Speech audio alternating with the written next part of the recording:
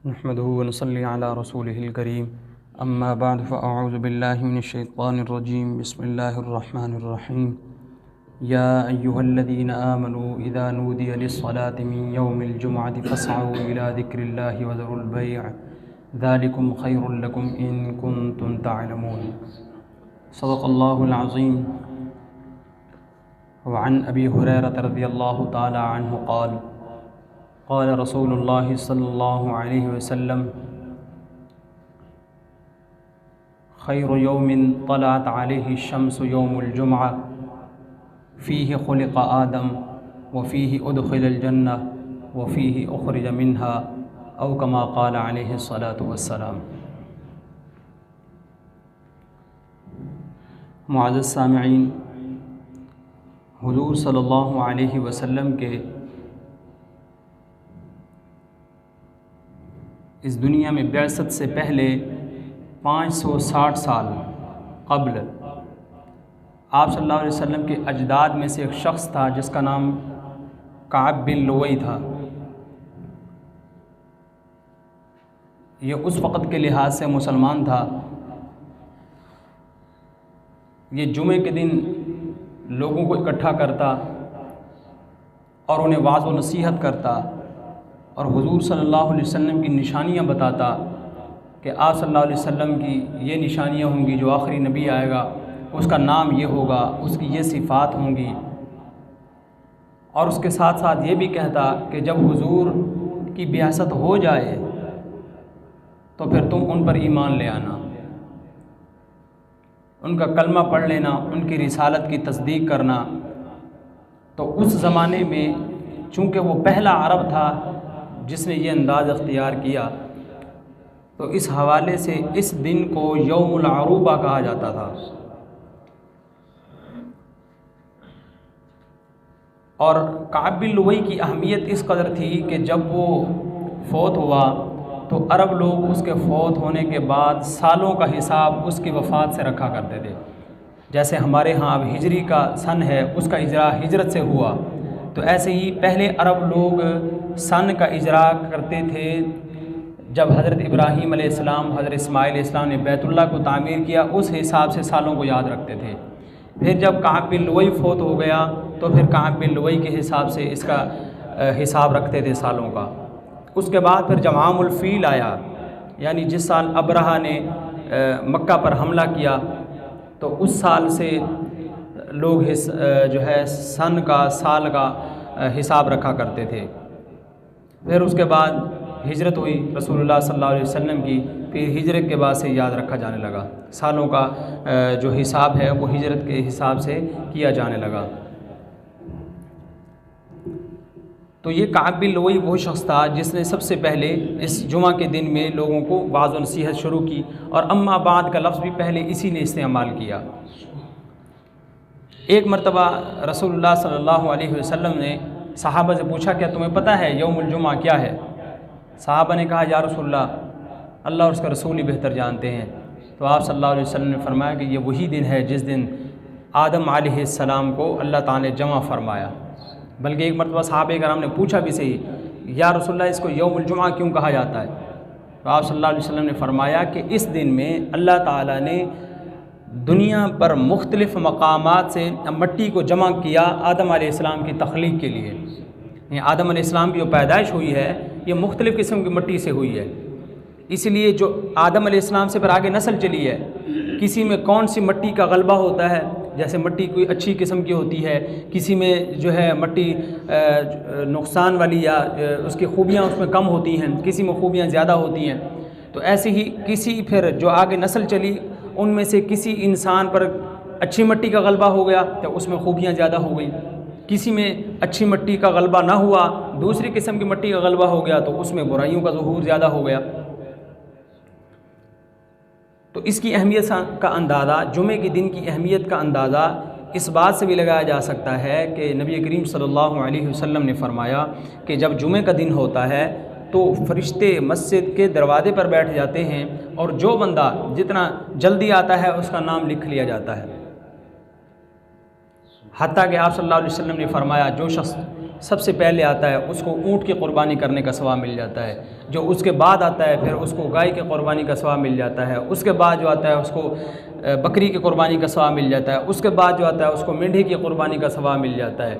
इस तरह हुज़ूर सल्लल्लाहु अलैहि वसल्लम ने मुर्गी और अंडे की क़ुरबानी तक यानी उसके सदका करने के बराबर सवाब तक का जिक्र किया। और जब तक इमाम मिंबर पर नहीं आ जाता खुतबा देने के लिए, जो अरबी का खुतबा होता है, तब तक इमाम जब तक अरबी का खुतबा शुरू नहीं करता तब तक फ़रिश्ते मौजूद होते हैं। फिर जब अरबी का खुतबा शुरू हो जाता है, जो हमारे यहाँ अरबी में दिया जाता है, हम उर्दू में गुफ्तगू करते हैं। अरब लोग थे उस वक़्त, वो तो अरबी के अंदर ही नसीहतें मौजूद हैं, कुरान करीम की आयात हैं, अहादीस हैं, वो वहीं से समझ लिया करते थे। तो जब इमाम खुतबे के लिए आ जाता है मिंबर पर, तो उस वक़्त वो फ़रिश्ते कागज़ लपेट देते हैं और फिर ख़ुद इमाम का खुतबा सुनने के लिए मस्जिद में आ जाते हैं। फिर उसके बाद जो लोग आते हैं उनका शुमार नहीं किया जाता। इसलिए एक हदीस में ये भी आता है कि जो शख्स खुतबे के बाद जुमे में पहुँचता है उसके खुतबे की कोई अहमियत नहीं है, उसके जुमे की कोई अहमियत नहीं। ला जुमात बादल खुतबा, कि जिस बंदे ने खुतबे के बाद जाके जुमा पढ़ा है उसके खुतबे की कोई अहमियत नहीं, जुमे की कोई अहमियत नहीं। इसी तरह एक हदीस में आता है कि जो आदमी जुमे के दिन घर से अच्छी तरह गुस्ल करता है, खुशबू लगाता है, उम्दा लिबास पहनता है और फिर वो मस्जिद में आता है और मस्जिद में आकर इमाम के करीब बैठता है, इमाम की बात को तवज्जो से सुनता है और कोई लग़्व फजूल बात नहीं करता, तो उसके एक एक कदम पर अल्लाह ताला उसको 1 साल के रोज़ों का सवाब अता फरमाते हैं। एक कदम पर 1 साल के रोज़ों का सवाब, और उसी एक कदम के ऊपर जहाँ पर 1 साल के रोज़ों का सवाब अता फरमाते हैं, वहीं पर 1 साल की रातों की इबादत का सवाब भी अता फरमाते हैं। और इसी तरह एक और हदीस में आता है कि जो शख्स, हज़रत अली रज़ी अल्लाह ताला अन्हु से रिवायत है, फरमाते हैं कि जो शख्स जो है अच्छी तरह गुस्ल करके और वक्त पर मस्जिद में पहुँचता है, खुतबा सुनता है, इमाम के करीब बैठता है और फजूल बातों से कोई आकर मस्जिद में आके गपशप नहीं करता, कोई भी बात नहीं करता, और ख़ुतबे के दौरान तो बोलना जायज़ ही नहीं है, ना ही कोई नमाज़ पढ़ना जायज़ है। ख़ुतबे के दौरान जब अरबी का खुतबा शुरू हो जाता है उस दौरान तो आके इमाम के करीब बैठता है और तवज्जो से बात सुनता है, तो अल्लाह ताला इस बंदे के लिए दोहरा अजर लिखते हैं। और जो शख्स पीछे बैठता है और इमाम की बात को तवज्जो से सुनता है, तो अल्लाह ताला इसके लिए 1 अजर व सवाब लिखते हैं, 1 दर्जा, और जो पास बैठा होता है उसके लिए 2 दर्जे अजर व सवाब लिखते हैं, डबल लिखते हैं। और जो आदमी करीब बैठा होता है लेकिन गुफ्तगू में मशगूल होता है, बातों में मशगूल होता है, तो ऐसे आदमी को अल्लाह ताला कोई अजर व सवाब अता नहीं फरमाते। तो इसलिए ये जुमे की अहमियत है। और इसके साथ ही नबी करीम सल्लल्लाहु अलैहि वसल्लम ने जो सबसे पहले जुमा पढ़ा है, वो जब आप सल्लल्लाहु अलैहि वसल्लम मदीना मुनव्वरा तशरीफ़ ले गए, तो वहाँ पर जाकर नबी करीम सल्लल्लाहु अलैहि वसल्लम ने पहला जुमा अदा किया। इसके साथ ही एक ये हमने सुना कि हम एक वाक़या सुनते रहते हैं कि जब हुज़ूर सल्लल्लाहु अलैहि वसल्लम हिजरत करके मदीना मुनव्वरा में पहुँचे, तो वहाँ पर आपकी ऊँटनी हज़रत अबू अय्यूब अंसारी रज़ी अल्लाह ताला अन्हु के घर के सामने बैठ गई और हुज़ूर सल्लल्लाहु अलैहि वसल्लम उनके मेहमान बने और वो मेज़बान बने। इसी सूरह जुमा की मैं आयात का मुताला कर रहा था, तो उन्होंने इसके अंदर ये वाक़या लिखा कि रसूलुल्लाह सल्लल्लाहु अलैहि वसल्लम हिजरत करके वहाँ पहुँचे हैं और ये हज़रत अबू अय्यूब अंसारी के मकान पर जाकर जो आप सल्लल्लाहु अलैहि वसल्लम रिहाइश अख्तियार की है, इसका पस मंज़र क्या है, और वहाँ पर जो आपने पहला जुमा पढ़ाया है। हुज़ूर सल्लल्लाहु अलैहि वसल्लम की बेअसत से 1000 साल पहले यमन का एक बादशाह था जिसका नाम तुब्बा हिमयरी था। वो जब अपने इलाके से निकला और सफ़र उसने शुरू किया, तो उसके साथ 12,000 हुक्मा और उलमा थे, 1,30,000 उसके साथ सवार थे और 1,13,000 पैदल लोग थे। वो जहाँ भी जाता इतना बड़ा लाव लश्कर था, तो लोग देखने के लिए आ जाते और बादशाह की ताज़ीम करते। जब वो मक्का में पहुंचा और यहाँ पर आया, तो उसके जहन में यही बात थी कि लोग मेरी ताज़ीम करेंगे, बाहर निकलेंगे और वाह वाह करेंगे कि बादशाह का इतना बड़ा लाव लश्कर है। मक्का में जब आया तो कोई शख्स उसको देखने के लिए आया ही ना। तो उसने अपने सबसे बड़े वज़ीर से पूछा कि ये क्या माजरा है। उसने कहा, यहाँ एक अल्लाह का घर है जिसे बैतुल्लाह लोग कहते हैं, यहाँ पर लोग बड़ी दूर दूर से उम्रा और हज करने के लिए आते हैं। यहाँ लोग आते हैं तो खिदमत करते हैं बैतुल्लाह की भी, यहाँ के लोगों की भी, और यहाँ के लोग उनकी खिदमत करते हैं। तो उनके यहाँ तो सबसे बड़ी यही इबादत है, ये अल्लाह का घर है, तो लिहाजा आपकी क्या औकात उनके सामने। उसने कहा कि मैं इस घर को यहाँ से उखड़वा दूँगा, खुदवा दूँगा, और इसके तमाम वासियों को कत्ल कर दूँगा, मक्का के तमाम रहने वालों को। जैसे ही उसने ये बात की, उसके आँख से, उसके नाक से और उसके कान से खून बहने लगा, और मुफस्सिरीन ने लिखा है कि इतना बदबूदार मादा बहने लगा कि उसके पास कोई ना बैठता था। इलाज किया गया, शिफा नहीं हुई। उन उलमा में से हुक्मा भी थे, हकीम भी थे। एक शख्स आया, उसने उस जो बादशाह था तुब्बा हिमयरी, उसकी नब्ज़ को चेक किया और कहने लगा कि मर्ज़ तो आसमानी है और इलाज ज़मीनी हो रहा है।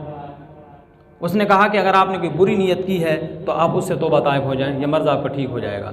दिल ही दिल में उस बादशाह ने तौबा की, उस जो है इस बुरी जो सोच थी, जैसे ही उसने तौबा की, दिल के अंदर फ़ौरन ठीक हो गया।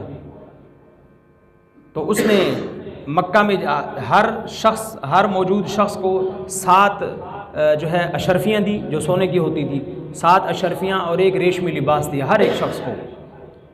फिर उसके साथ चूँकि उलमा मौजूद थे उस वक़्त के, फिर वो यहाँ से मक्का से मदीना आया। जब मदीना में आया तो उन उलमा ने पहली किताबों के अंदर, तौरात में, इंजील में, किताबों के अंदर पढ़ रखा था, तौरात के अंदर पढ़ रखा था कि यहाँ पर एक आखिरी नबी आएगा, और जहाँ पर आएगा उस इलाके की खुसूसियत और ख़ूबी ये होगी। मुफस्सिरीन लिखा है कि उन उलमा ने मदीने की मिट्टी को सूंघा, इसकी कंकरियों को देखा जो मदीना मुनव्वरा में थी उस वक़्त, तो उन्होंने पहचान लिया कि यही वो जगह है जहाँ पर आखिरी नबी मोहम्मद रसूलुल्लाह सल्लल्लाहु अलैहि वसल्लम तशरीफ़ लाएँगे। जब उनको ये यकीन हो गया तो उन्होंने कहा अब हम कहीं नहीं जाएंगे, अब हम यहीं रहेंगे, मदीना के अंदर ही हम रहेंगे। तो उसके अंदर 400 बड़े उलमा थे, और उन 400 उलमा का भी फिर एक जो है एक बड़ा आलिम सरदार था। तो उन उलमा ने उसके सामने ये बात रखी और कहा कि इसी तरह हमारी किताबों के अंदर ये बात मौजूद है, और इस तरह यहाँ पर एक आखिरी नबी आएगा। तो उसने उन 400 उलमा के लिए मदीने में वहाँ घर बनवाए, और जो सबसे बड़ा आलिम था उसका घर बनवाया, और उसके घर के साथ एक और घर बनवाया जो 2 मंजिला था। 2 मंजिला घर तामीर करवाया, और एक ख़त लिखा, उस ख़त के अंदर यही था कि ये मुझ कमतर इंसान की तरफ से, तुब्बा की तरफ से, ये आपकी तरफ ख़त है, मोहम्मद रसूलुल्लाह की तरफ, शफ़ीउल मुज़निबीन की तरफ, कि मैं आप पर ईमान लाता हूँ, अल्लाह वहदहू ला शरीक को तस्लीम करता हूँ, सिर्फ़ उसे ही महबूद मानता हूँ, आपकी रिसालत को तस्लीम करता हूँ, और आप मुझे क़यामत के दिन मेरी सिफारिश ज़रूर कीजिएगा, मुझे भूल ना जाइएगा। ये उसके ख़त का मज़मून था। और उस तुब्बा हिमयरी ने उस जो उलमा का सबसे बड़ा सरदार था, जो बड़ा आलिम था सबसे, यह ख़त उसको दिया और उसको कहा अगर मैं ज़िंदा रहा या तुम में से कोई ज़िंदा रहा तो ये ख़त तुमने इसकी हिफाजत करनी है और हुज़ूर सल्लल्लाहु अलैहि वसल्लम तक इस ख़त को पहुँचाना है। चुनाचे वो बादशाह फ़ौत हो गया, बल्कि वो वहाँ से चला गया और फिर फ़ौत हो गया, तो वो जो ख़त था वो नस्ल दर नस्ल चलता रहा। चुनाचे चूँकि वो 400 उलमा मदीने में आबाद हुए और उनकी एक बहुत बड़ी जो नस्ल मदीने के अंदर ही आबाद होगी, तादाद बहुत ज़्यादा बढ़ गई। वो ख़त चलते चलते चलते हज़रत अबू अय्यूब अंसारी रज़ी अल्लाह ताला अन्हु के पास आ गया। तो जब हुज़ूर सल्लल्लाहु अलैहि वसल्लम मदीना मुनव्वरा तशरीफ़ लाए और जब मदीने में दाखिल हुए तो हर एक शख्स ये चाहता था हुज़ूर के करीबी रिश्तेदार, यानी कि ननिहाल की तरफ से भी रिश्तेदार थे जो मदीना में आबाद थे, तो उन्होंने हर शख्स आता हुजूर की ऊँटनी की नकील पकड़ता, या रसूलल्लाह हमारे मेहमान बन जाइए, हमारे पास सब कुछ है। जब लोग मक्का से आते हैं मदीने में तो वो हमारे पास आके मेहमान बनते हैं, या रसूलल्लाह आप हमारे रिश्तेदार हैं। हर कोई शख्स वास्ते देता कि हम आपका ख्याल रखेंगे, हमारे पास खाने के लिए वाफिर चीज़ें मौजूद हैं, हमारे पास सवारी मौजूद है। तो लेकिन हुजूर सल्लल्लाहु अलैहि वसल्लम सबको एक ही बात कहते कि मैं जो है, मुझे अल्लाह की तरफ से हुक्म है कि ऊँटनी को छोड़ दिया जाए, जहाँ पर ये जाकर ख़ुद ठहर जाएगी वहीं पर मैं जाकर जो है रिहाइश अख्तियार करूँगा। चुनांचे बहुत सारे लोगों ने मुफस्सिरीन एक तवील वाक़या लिखा है कि हुज़ूर सल्लल्लाहु अलैहि वसल्लम की ऊँटनी की नकील पकड़ ली जाती, सहाबा किराम रोकने की कोशिश करते, आप सल्लल्लाहु अलैहि वसल्लम मना फरमा देते, वो छोड़ देते। चुनांचे हुज़ूर सल्लल्लाहु अलैहि वसल्लम की ऊँटनी जहाँ पर जाकर ठहरी, आपने पूछा सबसे करीब मकान किसका है, तो बताया गया अबू अय्यूब अंसारी रज़ी अल्लाह ताला अन्हु का है।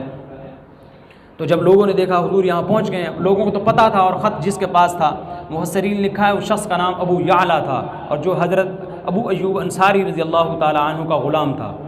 हज़रत अबू अय्यूब अंसारी ने वो ख़त उसको दिया हुआ था, वो तुब्बा हिमयरी का 1000 साल पुराना ख़त हुजूर सल्लल्लाहु अलैहि वसल्लम तक जो पहुँचाना था। तो ख़त की यूँ हिफाजत की गई। चुनाचे जब वो शख्स सामने आया अबू याला, तो हुजूर सल्लल्लाहु अलैहि वसल्लम ने कहा कि क्या तो अबू याला है। देखिए हुजूर सल्लल्लाहु अलैहि वसल्लम को कैसे वही के ज़रिए बताया गया। तो आप सल्लल्लाहु अलैहि वसल्लम ने उनको कहा कि क्या तू अबू याला है, तुब्बा हिमयरी का जो ख़त तेरे पास है वो मुझे दे। तो उसने वो ख़त निकाल कर हुजूर सल्लल्लाहु अलैहि वसल्लम को दिया।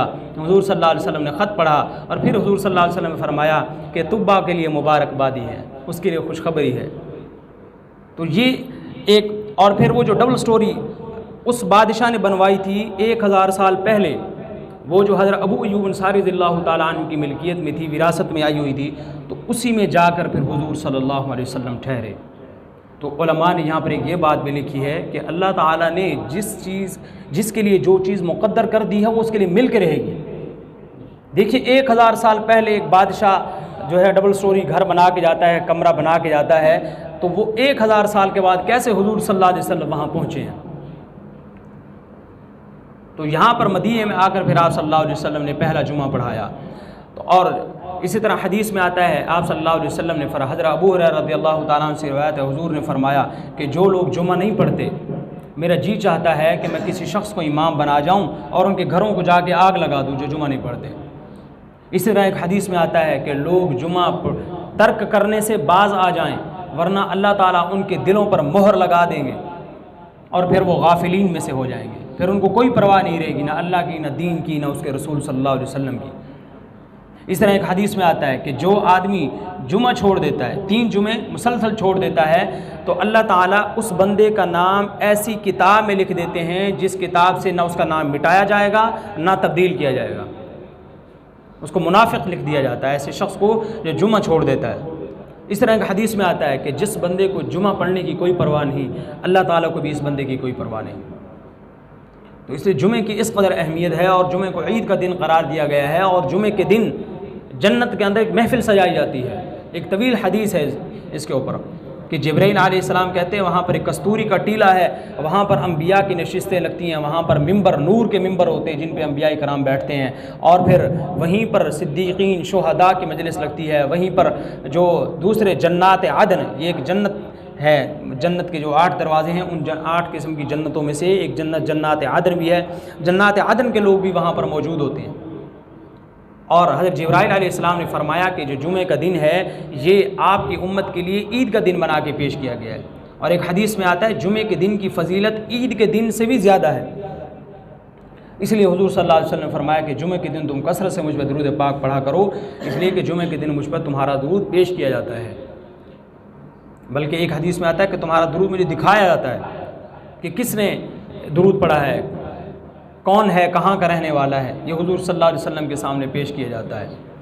और इस तरह जुमे की दिन की फजीलत ये भी है, नबी करीम सल्लल्लाहु अलैहि वसल्लम ने फरमाया जो आदमी जुमे के दिन फ़ौत हो जाए या शब जुमा में फ़ौत हो जाए, यानी जुमेरात की शाम में जुमा से पहले वाली रात में फ़ौत हो जाए, तो ये शख्स अज़ाब क़ब्र से महफूज कर दिया जाता है, इसको क़ब्र का अज़ाब नहीं होता। और इस तरह आप सल्लल्लाहु अलैहि वसल्लम ने फरमाया कि जुमे के दिन की 5 खुसूसियात हैं कि आदम अलैहिस्सलाम पैदा भी जुमे के दिन हुए, उनकी वफ़ात भी जुमे के दिन हुई, वो ज़मीन पर भी जुमे के दिन उतारे गए। जुमे के दिन एक ऐसी घड़ी है जिसके अंदर बंदा जो मांगता है कबूल कर लिया जाता है। और 5वीं सिफ़त आप सल्लल्लाहु अलैहि वसल्लम ने ये बयान की कि क़यामत भी जुमे के दिन कायम होगी।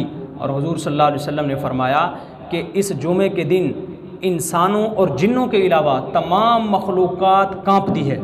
जैसे जुमे का दिन आता है हर एक मखलूक पर, हत्ता के फ़रिश्तों पर लर्ज़ा तारी हो जाता है कि आज कहीं क़यामत ना हो जाए।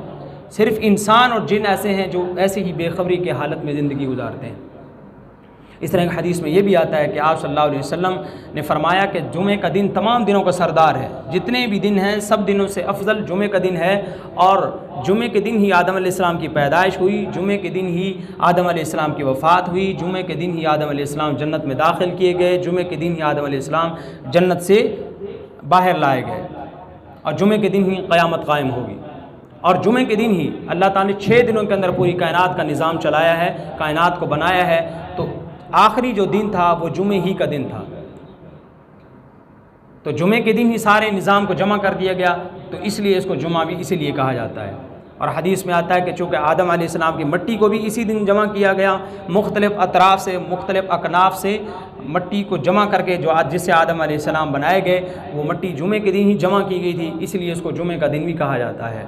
तो जुमे का दिन तमाम दिनों से ज़्यादा फजीलत रखता है, इसलिए हमें जुमे के दिन ज़्यादा से ज़्यादा दुरूद पाक भी पढ़ना चाहिए और ज़्यादा जो है जुमे के अंदर आने में भी जल्दी कोशिश करनी चाहिए। तो इससे ये है कि अजर सवाब भी बढ़ जाता है। और जैसे शुरू में एक हदीस आई कि आप सल्लल्लाहु अलैहि वसल्लम ने फरमाया कि एक एक कदम के ऊपर 1000 साल के रोज़ों का सवाब मिलता है और ऐसे ही रात की इबादत का सवाब भी मिलता है। तो जुमा हमें किसी भी सूरत में तर्क नहीं करना चाहिए, हर सूरत में हम पर जुमा फ़र्ज़ होता है। तो जुमे में हमें ख़ास कर जो है एहतिमाम करना चाहिए जुमे के दिन, और जल्दी मस्जिद पहुंचना चाहिए ताकि जो फजीलत है ये भी हमें हासिल हो सके। ये भी उसी शख्स के लिए है जो जल्दी मस्जिद में पहुँच जाता है। तो इसलिए जुमे के दिन हमें कसरत से दुरूद पाक भी पढ़ना चाहिए कि रसूलुल्लाह सल्लल्लाहु अलैहि वसल्लम की क़ुर्बत भी हासिल हो। जैसे एक हदीस में आता है, आप सल्लल्लाहु अलैहि वसल्लम ने फरमाया कि जुमे के दिन, बल्कि क़यामत के दिन सबसे ज़्यादा मेरे करीब वो शख्स होगा जो मुझ पर सबसे ज़्यादा दुरूद पढ़ता है। और ये आम बात है कि जो जुमे के दिन पढ़े या गैर जुमे के दिन पढ़े, जुमे के अलावा किसी और दिन में पढ़े। तो इसलिए हमें एहतिमाम करना चाहिए ख़ास कर जुमे के दिन दुरूद पाक पढ़ने का, और इसके अलावा भी ज़िक्र व अज़कार करने का, और ख़ास तौर पर जुमे में हाज़िर होने का। अमूमन हमारा जो तर्ज़ है वो ये है, बल्कि इमाम शाफ़ी रहमतुल्लाह अलैह का कौल है, वो फरमाते हैं कि हुज़ूर सल्लल्लाहु अलैहि वसल्लम के ज़माने में लोग जुमे के दिन सुबह नमाज के बाद से आना शुरू हो जाया करते थे। नमाज़ पढ़ के घर जाते, जो कुछ खाना होता या घर का काम होता करने के फ़ौरन बाद मस्जिद में आना शुरू हो जाया करते थे। और आज हमारे ज़माने का मामूल क्या है, जब हम सुनते हैं घर से उसी वक्त निकलते हैं कि जब खुतबा शुरू होता है, फिर हम भी चलो जमात में जाके पहुँच जाएंगे। बात तो ये होता है कि चलो इमाम रुकू में पहुँच जाए फिर जाके शामिल होंगे। जैसे माज़अल्लाह मस्जिद के अंदर कोई जो है कोई अज़ाब है जिसकी वजह से हम डर रहे हैं, और अगर अंदर गए तो हमें कोई अज़ाब हमें चिमट जाएगा और हम जो है कहीं हलाक ना हो जाए। तो इसलिए जुमे के अंदर हमें जो है जल्दी जुमे के दिन मस्जिद में पहुंचना चाहिए, और ताकि जो दीन की बात है वो भी हमें समझ आ सके। क्योंकि तब तक हम लोग अमल नहीं करेंगे जब तक हमारे पास इल्म नहीं होगा। और इल्म की एक ही सूरत बच चुकी है कि जुमे के दिन हम जमा हो जाते हैं, चंद बातें हम कर लेते हैं, इसके अलावा तो कोई मौका बचता ही नहीं। कोई जो है फौत होता है तो उस वक़्त चंद बातें कर ली जाती हैं, वो भी मखसूस बातें होती हैं, उन्हीं की गिर सारी बात घूमती है। या जुमे के दिन ही बच गया है जिसके दिन हम चंद हमारे पास इल्म आ सकता है, वरना तो हम अपनी ज़िंदगी में बहुत मसरूफ़ हुए पड़े हैं। तो इसलिए हमें जुमे के दिन जल्दी, ज़्यादा से ज़्यादा जल्दी पहुंचना चाहिए ताकि शुरू से जो बात चली है वो आखिर तक हमें समझ भी आ सके, और दूसरा है कि मस्जिद में बैठने का हमें सवाब भी मिल सके। तो अल्लाह से दुआ है अल्लाह ताला हमें अमल करने की तौफीक नसीब फरमाए।